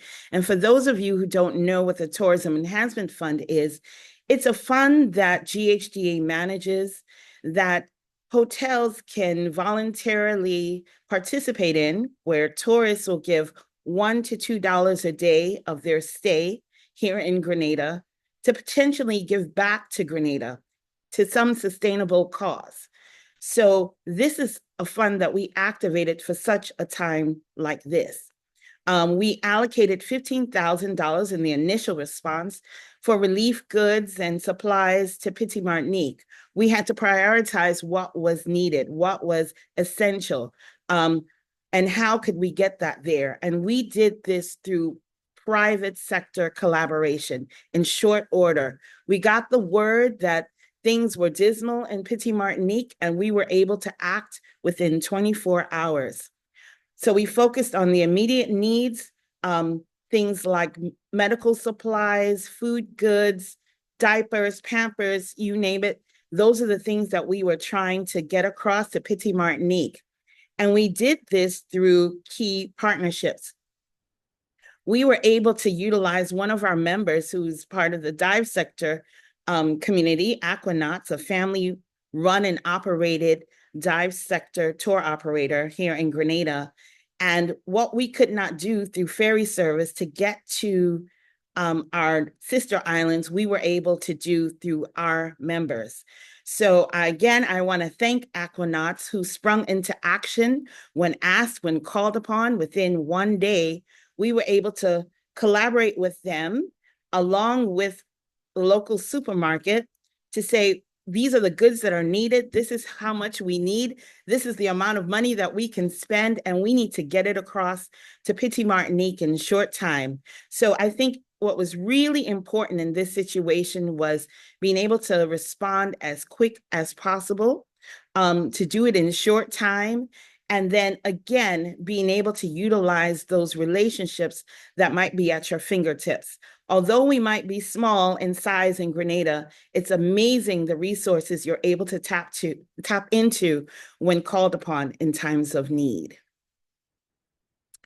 Also, we utilize many of our regional partners, one of which I definitely need to make mention of today, and that's through the generous donation of the St. Lucia Hospitality and Tourism Association.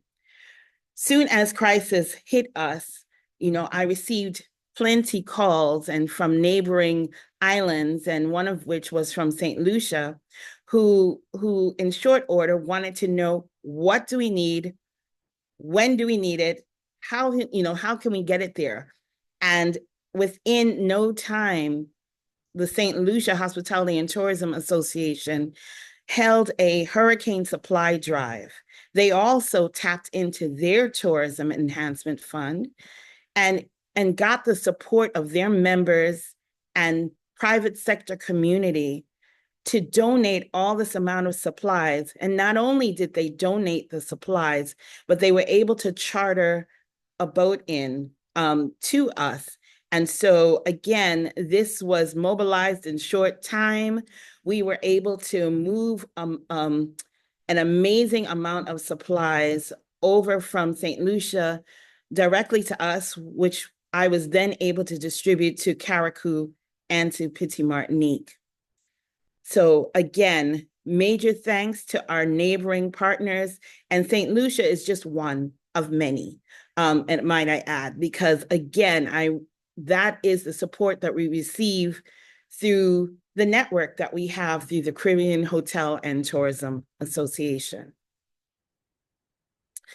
We also, once we started to do wellness checks on our own as the roads began to clear, and these are all in short time, roads were impassable initially, but somehow we found a way to make our way to the north, where we realized that so much had been destroyed, as Ms. Joseph made mention of. Farmland was destroyed, agriculture was destroyed, people were depressed, and they were in need. Homes were destroyed. So can you only imagine, okay, things that you spent umpteen years trying to, your work, your livelihood is devastated. Your homes are devastated.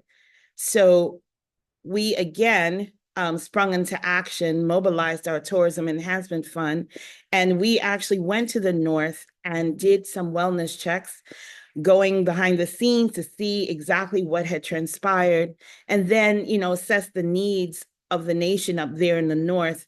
And again, we partnered with a nonprofit organization named SPECTO, was based in St. Patrick's, who was able then, again, to look at the needs that were, the needs assessment list. And we were able to collaborate and to get the most essential supplies to them and directly. Again, this would not happen without partnership and collaboration. For all of these efforts, in terms of whether it was Carriacou, Petit Martinique, the north of the island, and we did this at this point without government support, because everyone, it really took a village to get Grenada back on its feet. And so the GHTA tried to do as much as it could with the resources that we have to get Grenada back. And through those efforts, we received a chief award in terms of our role in social responsibility for Grenada. So what are GHTA's ongoing commitment? As we talk about building resilience and sustainability, that remains at the forefront of all that we try to achieve through the Grenada Hotel and Tourism Association. It's not enough. Again, we're truly thankful for everyone's support in terms of getting us through this crisis, but how do we look ahead? And how do we build a more resilient nation? Well, some of the things that we did, for instance, for Carriacou, we were able to donate $10,000 to each property that had damage or were destroyed in Carriacou. We've also waived fees for all businesses in Carriacou and Petit Martinique that want to join the GHTA. So they are also members free of charge. But we are looking ahead in terms of building resilience amongst our properties and businesses. And we do this through the greening of our properties. To date, we have 6 Green Globe certified properties on island, 3 of which are platinum level Green Globe certified, that we're really proud to say. We support a lot of different initiatives, whether it is greening of AC units, solar electricity, electric vehicles, and the like. In terms of safeguarding our industry, we also focus on water resilience and rainwater harvesting. So when we're faced with droughts and things like that, we are more resilient and able to withstand all of these things that come our way. Looking to the future, we are focused on recycling and waste management, because these are things that we look at in terms of climate change and how that affects us. So we're really proud to report that earlier this year, we donated $500,000 to the Grenada Solid Waste Authority to the purchase of a glass crusher. So we will soon be recycling glass. We currently have an initiative where we do plastic waste collection from our hotels. We have partnered with a nonprofit organization to collect plastic waste as well from the community. And initiatives like these, we support. And so we're looking ahead in terms of other ways that we can make our community, our nation more sustainable, and starting with us. So again, I know that time is of the essence, but I want to report that again, just the key thing, collaboration, collaboration, collaboration. It's key, it's essential. We also stress the importance of public-private partnerships. So again, you can see that we signed MOUs with the Grenada Solid Waste Management Authority, and we try to do various initiatives as we look ahead in terms of the greening of our nation. And it's important to focus on sustainability and resilience as we move forward. And those are key takeaways that we've learned and we continue to use as we move forward. Thank you, Arlene. Wonderful presentation. I loved how you touched on the challenges, the resources, the opportunities. You also spoke about that network, and working together with other islands as well. And I love that example of the St. Lucia Hospitality and Tourism Association, where they were able to come in and lend support and so on as well. A key takeaway, the most important one, was that correlation you made between the carbon output and weather patterns. And that's a science right now. The amount of carbon that we put out, it has an impact on heat, and heat has an impact on warming, and warming has an impact, a direct correlation on how much rain comes and the weather and the severity and the intensity and so on. And of course, that push that you guys are making towards getting your properties eco-labeled, whether it's Green Globe or Green Key.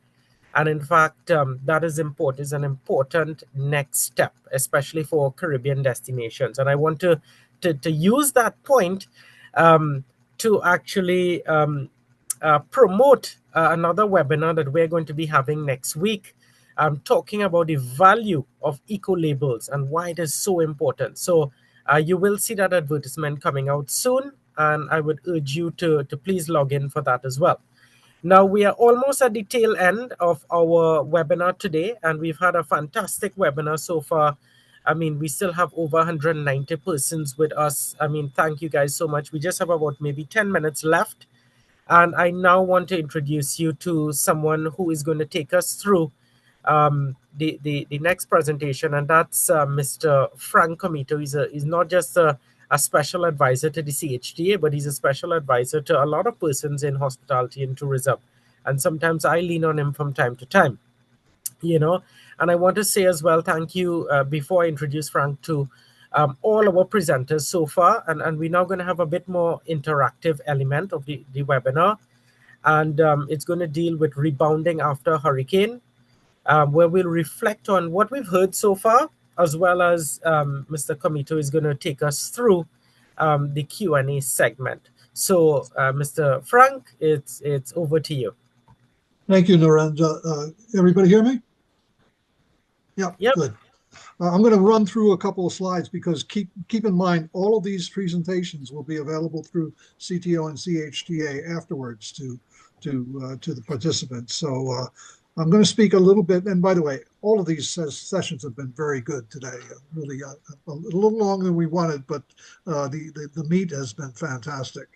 So I'm going to speak a little bit about building on a private sector culture, public-private sector culture of hurricane readiness and response. Talk just briefly about. I'm going to skim through some of these because, in the interest of time, and you'll be able to capture them. But these are the points that I'll be raising. Let's continue to remind ourselves the importance of our industry.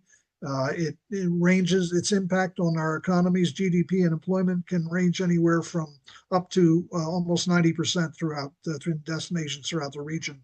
And we're actually, because of readiness and response efforts, we're actually now in 2024, we've approached and surpassed in some regards our peak year of tourism performance in 2019, despite dealing with a pandemic. And we have potential to go even further. The World Travel and Tourism Council estimates that our potential for tourism to contribute to the economies and employment levels of the Caribbean can be almost doubled if we address some what-if factors that I've highlighted here. This is research that was done 2 years ago for us by the World Travel and Tourism Council. If we better address our crisis preparedness and response, and we do a good job, but we can always be better. And if we collaborate, things that every one of the presenters spoke to earlier, collaborate and coordinate region-wide and locally by coordination between governments and industry and the NGO and other types of sectors in our communities. We've done a great job regionally in bouncing back from crises. It used to take several years to bounce back from a major crisis, but because of our diligence over the past 25 years, training, awareness building, education, lessons learned, and so on, we've been able to significantly cut down that recovery time, to the point that in terms of the pandemic, which was a crisis, the Caribbean tourism industry recovered faster than any other area in the world. But we have some challenges yet.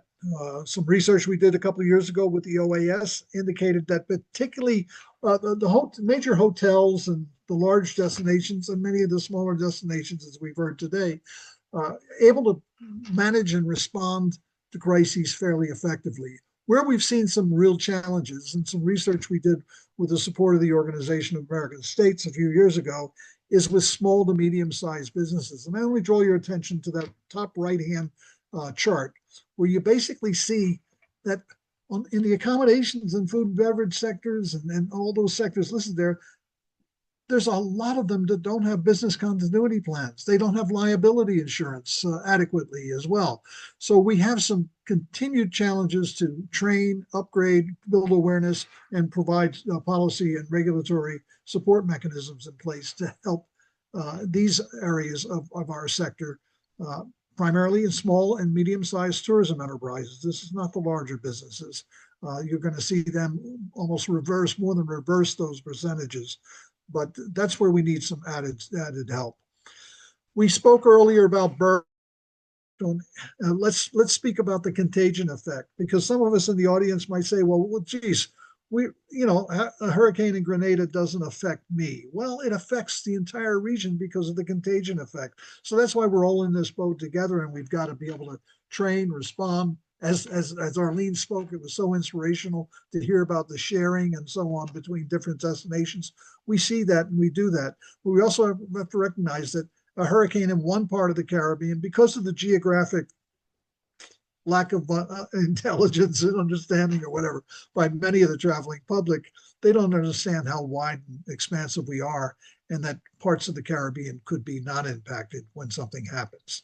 Importance, it's been emphasized, of public-private partnerships in minimizing the impact of crises, unifying our messaging, building confidence and trust amongst our international travel partners and others, sharing information, particularly on a timely basis, dealing with misinformation, which is really a challenge for us these days around crises, coordinating our resources, broadening our connectivity and outreach internally within our companies, within our industries, within our communities, and regionally, and with our international travel partners, and advocacy where it's needed.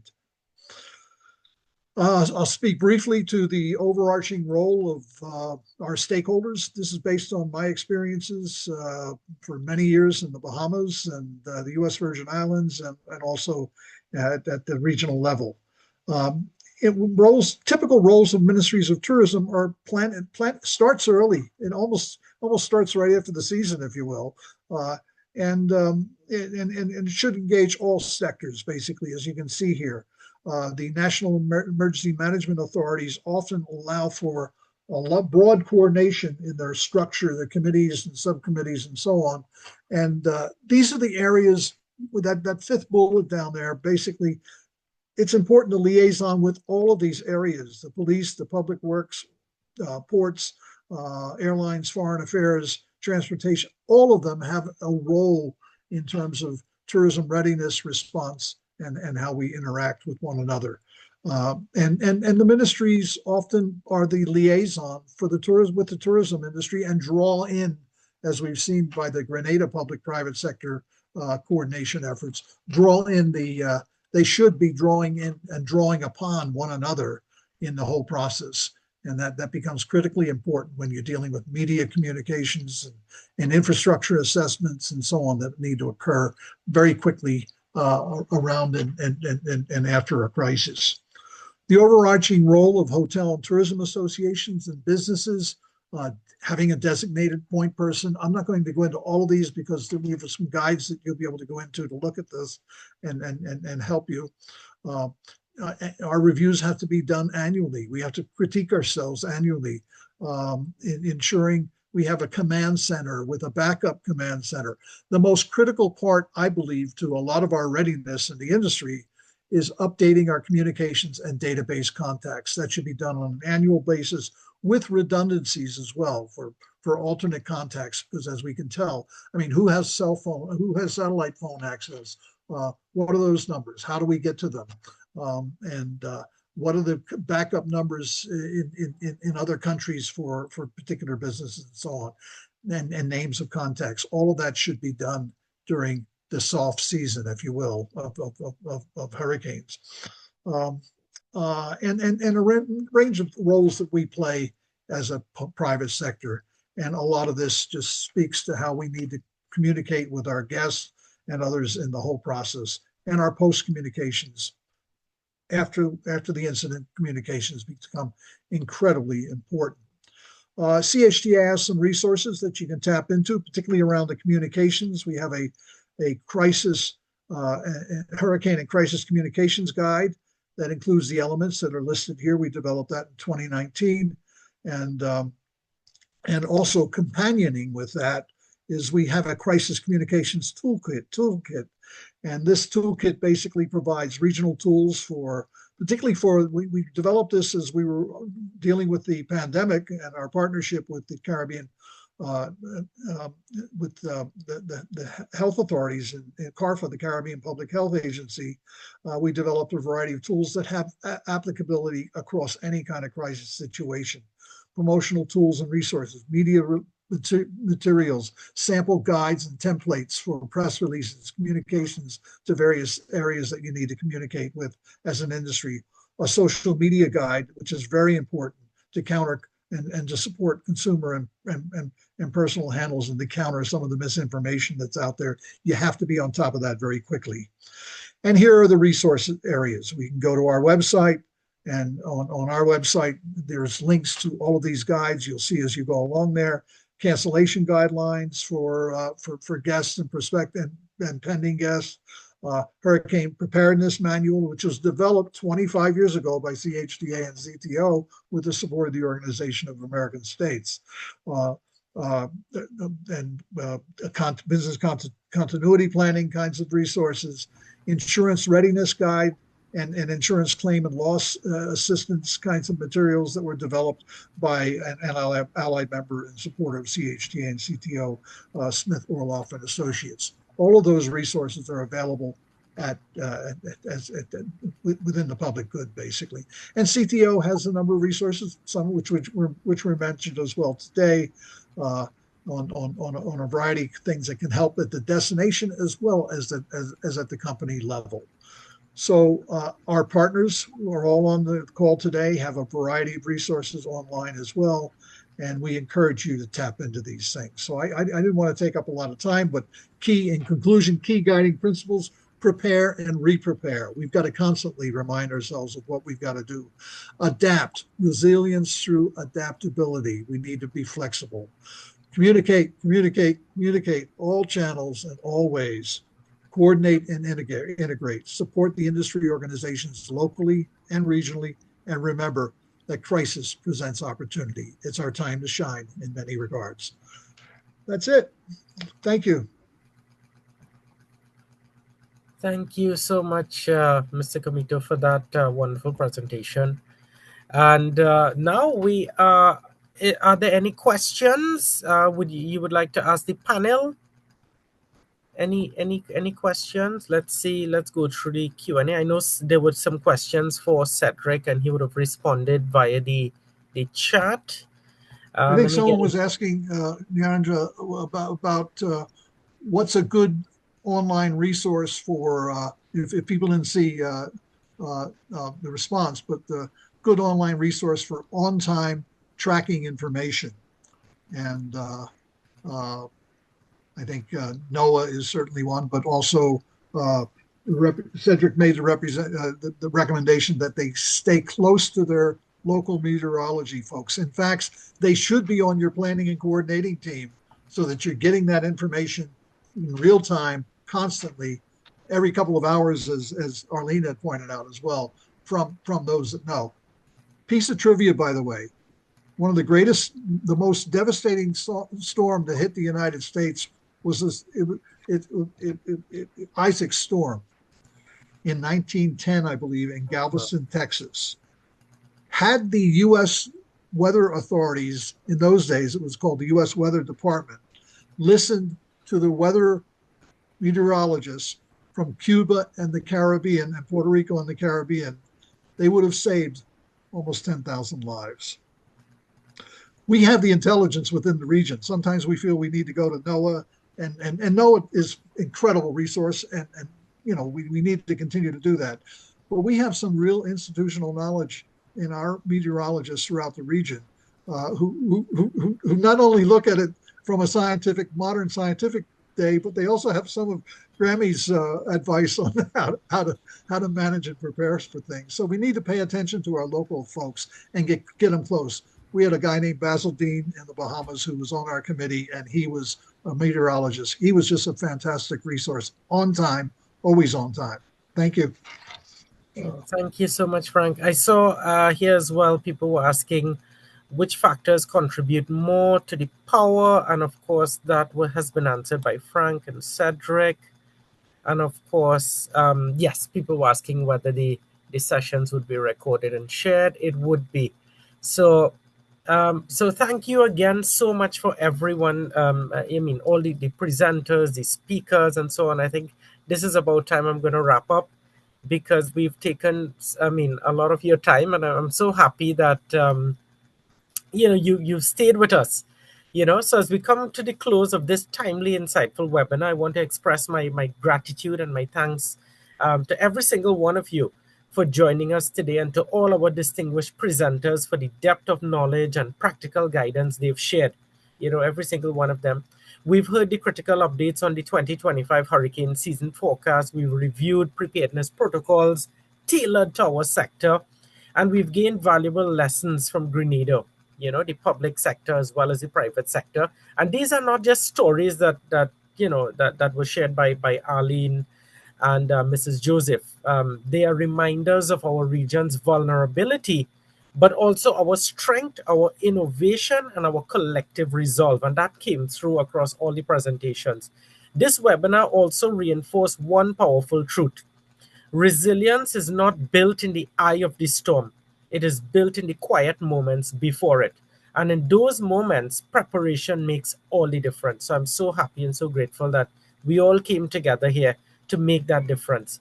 And to all tourism professionals, government officials, hotel operators, disaster management leaders, and community stakeholders, now is the time to act. Let's double down on our planning, strengthen our partnerships, and ensure that our protocols aren't just on paper, but it's alive in practice. And thank you again, Frank, for sharing all of those toolkits and those resources that you shared just a few minutes ago. Let us continue to commit to cross-sector collaboration, because no single entity can face a hurricane alone. It is in working together across the borders, across the industries, that we will safeguard lives, protect livelihoods, and preserve the integrity of Caribbean tourism. And this actually came out very, very strongly in a couple of the presentations, especially the one by Arlene, when she presented on the Grenada Hotel and Tourism Association. So again, on behalf of the Caribbean Tourism Organization, and in partnership with our friends and our family at the Caribbean Hotel and Tourism Association, I encourage you to take today's insights back to your teams, your destinations, and your communities. Let's not wait for the storm to teach us, but let's prepare so we can withstand it, recover from it, and emerge stronger than before. Thank you once again for being part of this important dialogue, and let's go forward informed, connected, and ready. Stay safe, stay resilient, and we will all weather this season with strength and solidarity. Thank you again so much. Bye-bye, everyone.